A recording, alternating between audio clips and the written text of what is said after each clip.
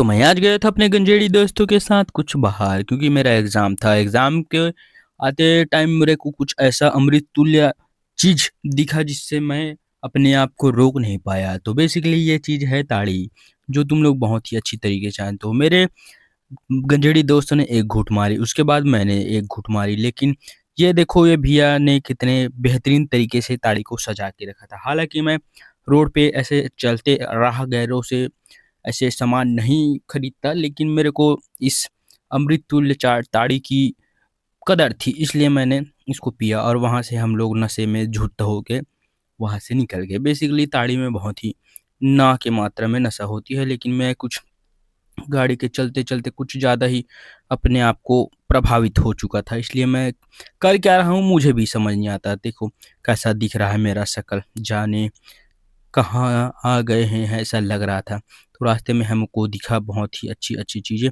तो फाइनली हम लोग रास्ते में रुके और एक दाऊद के होटल में ठहरे, जहाँ पर कुछ नॉन-वेज नहीं था बिल्कुल भी, ठीक है।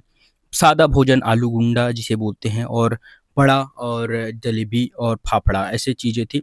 भैया ने मेरे को देखा गुस्से में, क्योंकि ये 100 का नोट दे रहा था, उसके पास चिल्ला नहीं था।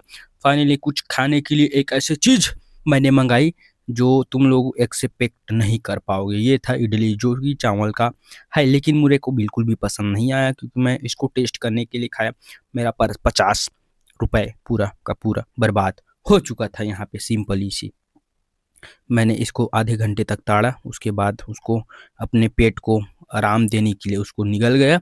फिर ये मेरे सी डीलक्स की गाड़ी में वहाँ से निकल गया हूँ, क्योंकि यहाँ पर था मेरा दोस्त गंजेड़ी। अब उसको लाया था मैं एग्ज़ाम के टाइम में, तो उसको व्यवस्था कराने के लिए मैंने उसके लिए कुछ नशे की चीज़ जो होता है गांजा, उसकी तलाश में निकल गए हम लोग। कुछ देर जाने के बाद मुझे ये रियलाइज़ हुआ कि मेरे पास भी पैसे कम थे, इसलिए मैंने मेरे एक सच्चे मित्र से फ़ोन पे की सहायता से पैसे भेजने की आशाजनक बातें की, लेकिन वो भी मुझे निराश कर गया। चलते-चलते रास्ते में बहुत गड्ढे थे, इसलिए मेरा फ़ोन पे का वो ठीक से काम नहीं कर रहा था, और गाड़ी भी उतना फ़ास्ट नहीं था कि ये बुढ़ा चुका था, ठीक है? तो मेरे मित्र ने कुछ ज्ञान की बातें बताते हुए मेरे को ये बताया कि लाइफ़ में ये वो मत करो, बस गांजे पियो, क्योंकि ये था गांजे की आदी होते हुए हम लोग चले गए गांजे की तलाश में। बहुत दूर था उसका घर, लेकिन मिला भी कुछ नहीं। जाते-जाते बस ज्ञान की बातें ही हो रही थी, लेकिन गांजा बहुत करीब आते जा रहा था हमारे। गांजा, गांजा, गांजा, गांजा, बस यही नाम सुनने को मिल रहा था पूरे रास्ते में मुझे, और कुछ नहीं था। मेरे बाइक उतने अच्छे हालात में नहीं था कि मैं इसके ईंधन रूपी पेट को भर पाऊँ, लेकिन कुछ समय फाइनली होने के बाद हम लोग को मिला वो तृप्त करने वाली ऐसी चीज़ें, जो ये रहा।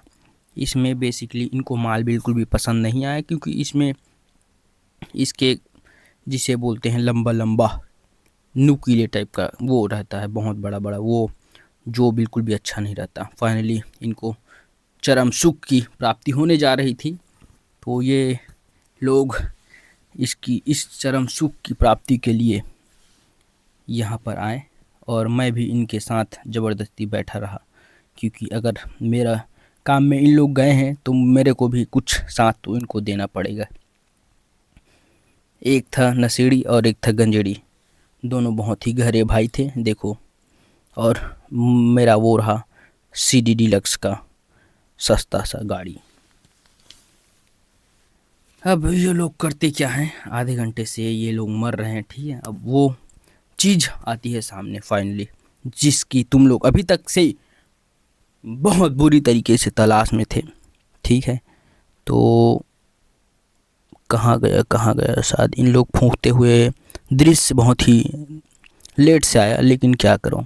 ये देखो फाइनली कपड़े की व्यवस्था ना होने के कारण इन्होंने अपने गमछे का सहारा लिया और अपनी इच्छाओं को पूर्ण किया।